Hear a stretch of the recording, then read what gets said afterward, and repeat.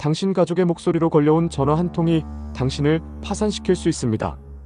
홍콩의 한 회사 직원은 화상회의에서 상사와 동료들을 직접 보고 대화하면서도 340억 원 이상을 사기꾼에게 송금했는데요. 알고 보니 그 화상회의에 참여한 모든 사람이 가짜였습니다. 단 30초의 목소리 샘플만으로 당신 자녀의 목소리를 완벽하게 복제할 수 있는 시대거든요. 이제는 영상통화조차 믿을 수 없는 시대가 됐습니다. 오늘은 당신과 가족을 노리는 AI 딥페이크 범죄의 실체와 대응법에 대해 이야기해보겠습니다. 딥페이크라는 단어 많이 들어보셨죠?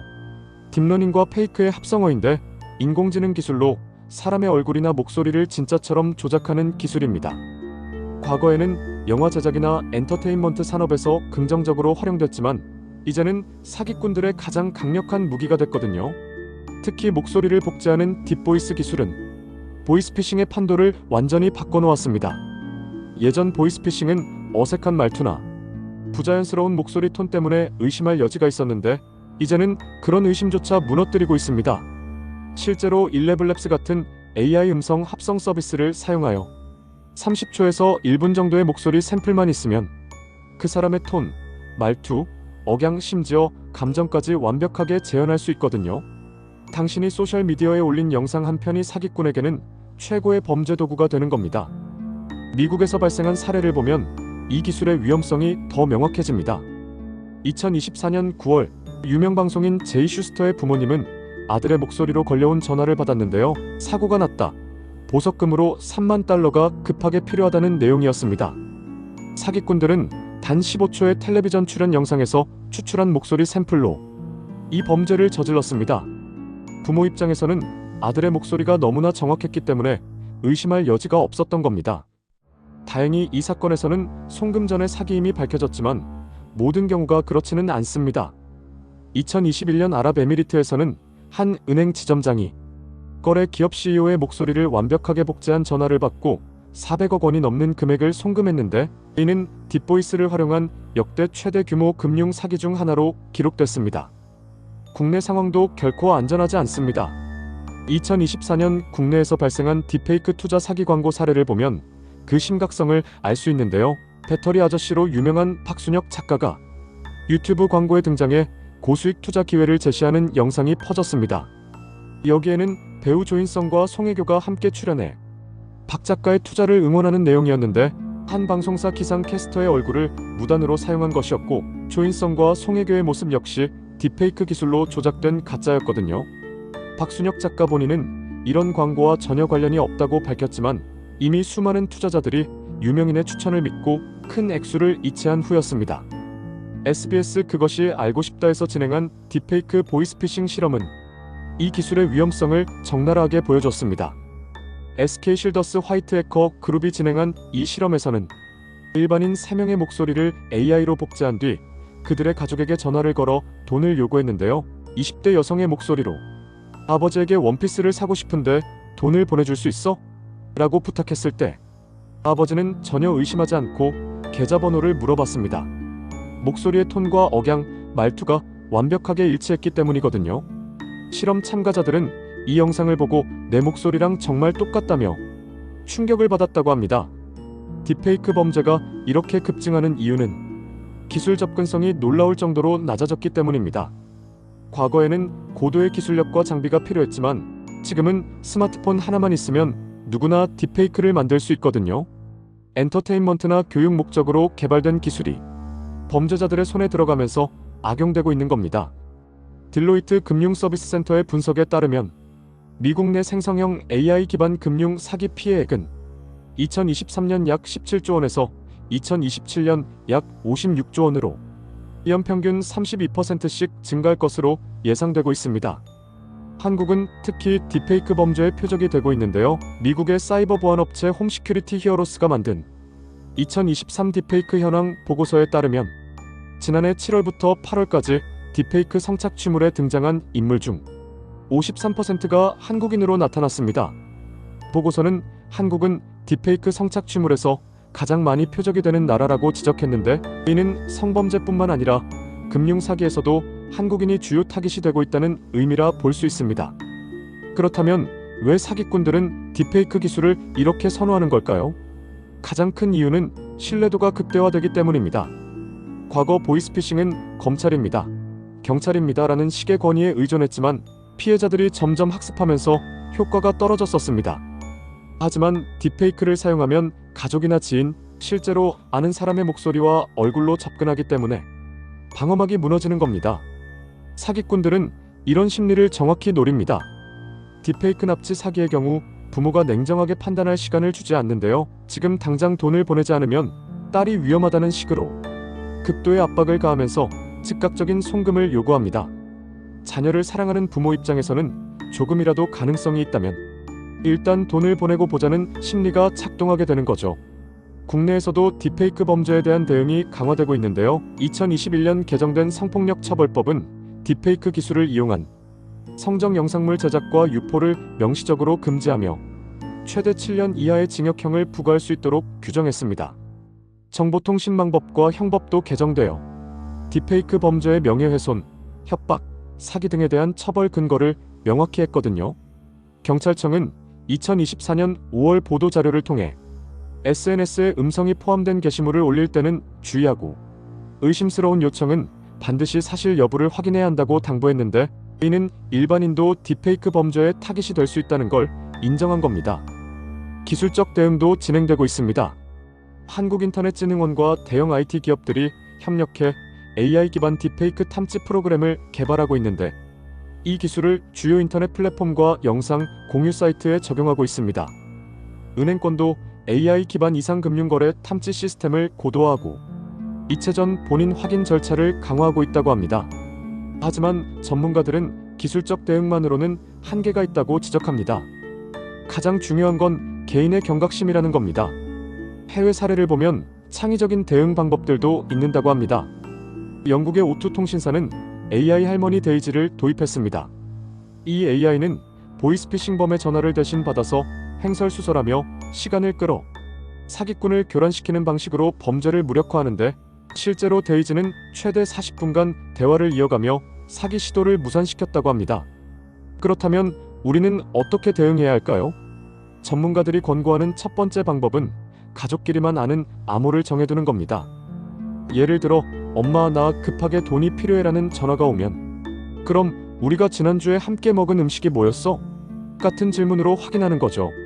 딥페이크는 아무리 정교해도 실제로 있었던 구체적인 사건까지는 알 수 없거든요. 두 번째는 목소리만 듣지 말고 반드시 영상통화로 확인하라는 건데요. 하지만 앞서 홍콩 사례에서 봤듯이 이제는 영상통화도 완벽하게 조작할 수 있습니다. 그래서 영상통화를 할 때도 손을 흔들어봐, 고개를 돌려봐 같은 즉각적인 행동을 요구해야 하는데, 실시간으로 모든 동작을 자연스럽게 합성하는 건 아직 기술적으로 어렵기 때문입니다. 또한 통화 중간에 갑자기 화면이 끊기거나 음성이 이상하게 지연되는 현상이 있는지 주의 깊게 관찰해야 합니다. 세 번째는 절대 서두르지 말고 시간을 갖는 겁니다. 모든 딥페이크 사기의 공통점은 지금 당장이라는 시간 압박인데요. 10분만 기다려, 내가 다시 전화할게라고 말하고 먼저 끊은 뒤 알고 있는 번호로 직접 전화를 거는 습관이 중요합니다. 진짜 가족이나 지인이라면 기다려줄 테고 사기꾼이라면 그 사이에 도망갈 테니까요. 네 번째는 개인정보 노출을 최소화하는 겁니다. 소셜미디어에 일상을 공유할 때 목소리가 담긴 영상은 특히 조심해야 하는데요. 당신이 올린 30초짜리 브이로그가 사기꾼에게는 완벽한 딥페이크 제작 재료가 됩니다. 가족관계나 직장정보, 자주 가는 장소 같은 세부 정보도 최대한 비공개로 설정하는 게 안전합니다. 사기꾼들은 이런 정보를 조합해서 나 지금 강남역 근처인데처럼 구체적인 상황을 연출하기 때문이죠. 다섯 번째는 영상이나 음성의 부자연스러운 부분을 주의 깊게 관찰하는 건데요. 아무리 정교한 딥페이크라도 완벽하지는 않습니다. 입술 움직임과 음성이 미묘하게 어긋나거나 얼굴 경계선이 흐릿하거나 눈 깜빡임이 부자연스러운 경우가 있거든요. 목소리도 자세히 들어보면 특정 발음이나 억양에서 이상한 점을 발견할 수 있는데, 평소에 가족이나 지인의 말투와 목소리 특징을 기억해두면 도움이 됩니다. 이 사람은 보통 이런 표현을 쓰지 않는데라는 직감도 중요한 신호가 될 수 있습니다. 여섯 번째는 의심스러운 상황에서는 주저없이 경찰에 신고하는 겁니다. 많은 피해자들이 혹시 진짜면 어떡하지라는 생각에 신고를 망설이는데, 경찰청은 납치든 납치를 가장한 전화금융사기든 무조건 신고해야 한다고 밝혔습니다. 112에 전화하면 실시간으로 상황을 확인할 수 있고 진짜 납치라면 더 빨리 대응할 수 있으며 사기라면 피해를 막을 수 있습니다. 금융감독원의 보이스피싱 지킴이 앱을 설치하면 의심스러운 전화번호를 즉시 확인할 수 있고 긴급 차단 서비스도 이용할 수 있는데 이런 공공 서비스들을 적극적으로 활용하는 게 중요합니다. 기업이나 조직 차원에서도 대응이 필요합니다. 특히 금융권이나 대기업은 딥페이크 사기의 주요 타깃이 되고 있습니다. 중요한 금융거래는 반드시 다단계 인증 절차를 거쳐야 하는데 음성이나 영상만으로는 승인하지 않고 별도의 보안 채널로 재확인하는 프로토콜을 만들어야 합니다. 직원 교육도 강화해야 하는데 딥페이크 사례를 정기적으로 공유해서 경각심을 유지해야 합니다. 특히 재무팀이나 경영진과 직접 소통하는 부서는 보안 교육을 필수로 받아야 합니다. AI 기술은 계속 발전하고 있고 딥페이크 기술도 더욱 정교해질 겁니다. 현재 기술로도 이미 사람이 육안으로 구별하기 어려운 수준인데 앞으로 몇 년 후면 전문가도 판단하기 힘든 완벽한 딥페이크가 나올 거라고 전문가들은 예측하고 있습니다.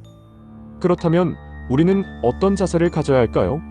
직접 만나서 확인하고 전화번호를 재확인하고 시간을 두고 검증하는 아날로그적 접근이 오히려 가장 확실한 방어 수단이 되는 겁니다. 신뢰의 시대가 끝나가고 있다는 말도 나오는데요. 과거에는 보고 듣는 것이 믿는 것이었다면 이제는 보고 들어도 의심하는 것이 새로운 상식이 되어야 한다는 겁니다. 가족의 목소리도 상사의 얼굴도 친구의 영상통화도 일단 의심하고 확인하는 습관이 생존 전략이 되는 시대가 된 건입니다. 더 신중하고 체계적으로 관계를 확인하는 과정에서 진짜 신뢰가 만들어질 수도 있습니다. 암호를 만들자는 가족 간의 약속, 영상통화로 확인하자는 친구 간의 규칙이 새로운 형태의 친밀감을 만드는 거죠. 정부와 기업의 역할도 중요한데요. 단순히 법을 만들고 처벌을 강화하는 것만으로는 부족합니다.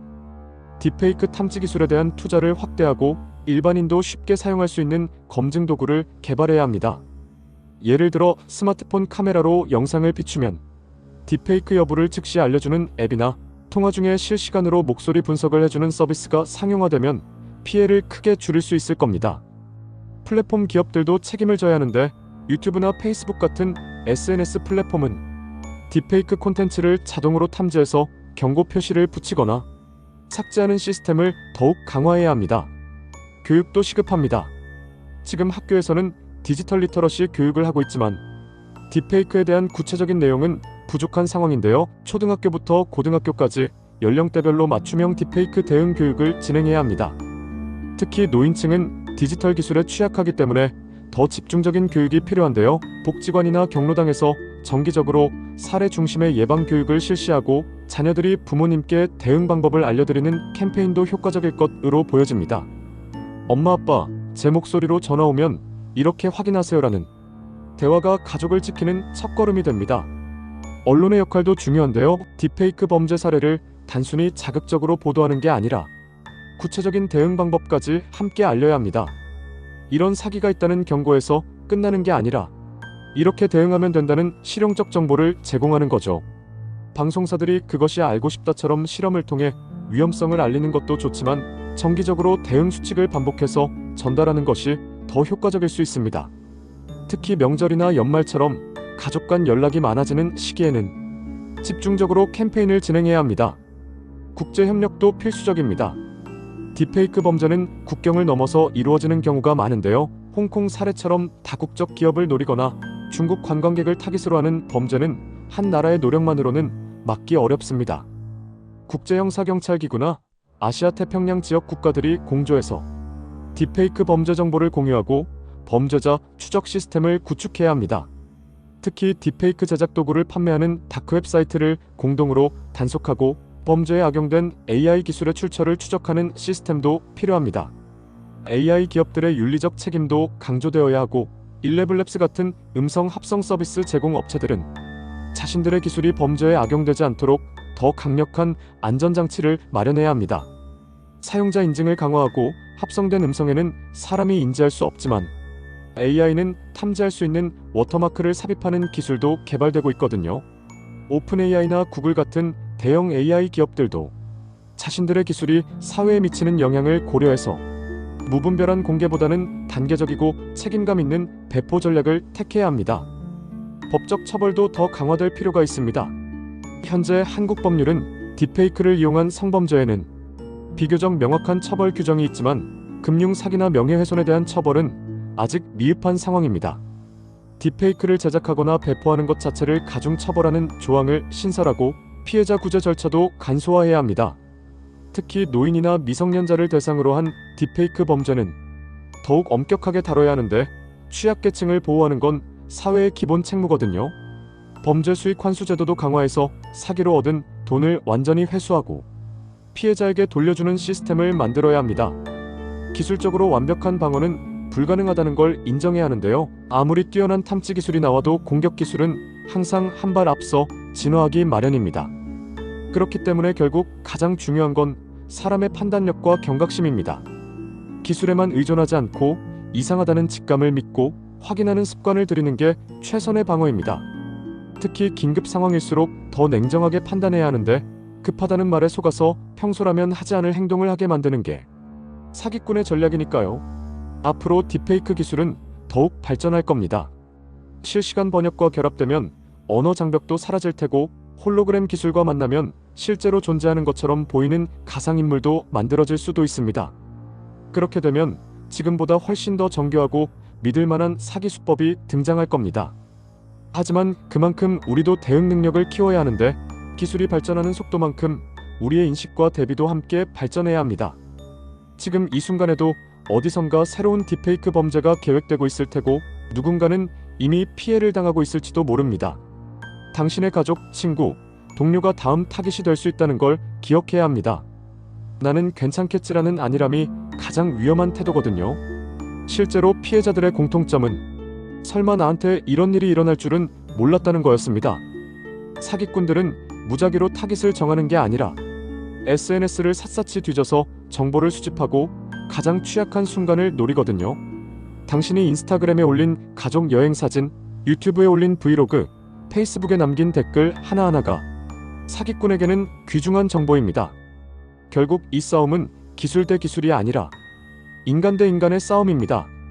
사기꾼들은 기술을 도구로 쓰지만 결국 노리는 건 사람의 심리거든요. 두려움, 욕심, 사랑, 신뢰 같은 인간의 감정을 악용하는 게 그들의 전략입니다. 그렇기 때문에 우리도 감정에 휘둘리지 않고 냉정하게 판단하는 능력을 키워야 하는데 이게 쉽지 않다는 걸 압니다. 가족이 위험하다는 말을 들었을 때 침착하게 확인부터 하기란 정말 어려운 일이니까요. 하지만 그 순간의 침착함이 수억 원의 피해를 막을 수 있고 가족을 지킬 수 있습니다. 지금 당장 할 수 있는 일들이 있습니다. 가족들과 암호를 정하세요. 부모님께 딥페이크 사기에 대해 설명드리세요. SNS 개인정보 설정을 점검하세요. 보이스피싱 지킴이 앱을 설치하세요. 이런 작은 행동들이 모여서 당신과 가족을 지키는 방패가 되는 겁니다. 그리고 주변 사람들에게도 알려주세요. 특히 디지털에 익숙하지 않은 어르신들이나 너무 바빠서 이런 정보를 접할 시간이 없는 직장인들에게 이 내용을 공유하는 것만으로도 큰 도움이 될 수 있거든요. 딥페이크 시대는 이미 시작됐고 우리는 그 한가운데 서 있습니다. 이 기술은 놀라운 창조적 가능성을 가지고 있지만 동시에 엄청난 파괴력도 지니고 있거든요. 어떻게 사용하느냐에 따라 인류에게 축복이 될 수도 재앙이 될 수도 있는 겁니다. 우리가 경계를 늦추지 않고 서로를 보호하며 기술의 어두운 면에 맞서 싸운다면 이 위기를 기회로 바꿀 수 있을 겁니다. 더 신중하고 더 똑똑하고 더 연결된 사회를 만드는 계기로 삼을 수 있다는 거죠. 하지만 그러려면 모두의 노력이 필요합니다. 정부는 법과 제도를 정비하고 기업은 기술적 해법을 개발하며 개인은 경각심을 유지하고 대응 능력을 키워야 하는데 이 세 가지가 유기적으로 연결될 때 비로소 효과적인 방어가 가능합니다. 어느 하나라도 빠지면 시스템 전체가 무너지거든요. 딥페이크와의 전쟁은 장기전이 될 겁니다. 단기간에 완전히 해결할 수 있는 문제가 아니라는 거죠. 하지만 포기하지 않고 계속 싸워나간다면 기술의 발전 속도만큼 우리의 대응 능력도 성장할 수 있을 겁니다. 오늘 이 이야기를 들으신 여러분은 이제 피해자가 아니라 보호자가 되어야 합니다. 자신을 지키는 것뿐만 아니라 주변 사람들까지 보호할 수 있는 지식과 의식을 갖추셨으니까요. 가족과 친구들에게 오늘 들은 내용을 전달하고 함께 대응 방법을 논의하며 서로를 지키는 네트워크를 만들어 가세요. 한 사람 한 사람의 작은 노력이 모여서 사회 전체의 면역력을 높이는 겁니다. 딥페이크 범죄자들이 아무리 정교한 기술을 사용해도 깨어있고 준비된 사람들은 속일 수 없거든요. 그리고 그런 사람들이 많아질수록 범죄는 줄어들 겁니다. 마지막으로 한 가지만 기억하세요. 의심하는 건 불신이 아니라 사랑입니다. 가족의 목소리를 들었을 때 한 번 더 확인하는 건 그 사람을 믿지 못해서가 아니라 그 사람과 나 자신을 지키기 위한 현명한 선택이거든요. 딥페이크 시대의 신뢰는 맹목적으로 믿는 게 아니라 검증하면서 믿는 겁니다. 그게 우리가 이 새로운 시대를 살아가는 방식이어야 합니다. 지금 이 순간에도 누군가는 당신의 목소리를 복제하려 할 수 있지만 당신이 준비되어 있다면 그들은 성공하지 못할 겁니다. 깨어있고 의심하고 확인하세요. 그게 당신과 당신이 사랑하는 사람들을 지키는 유일한 방법입니다.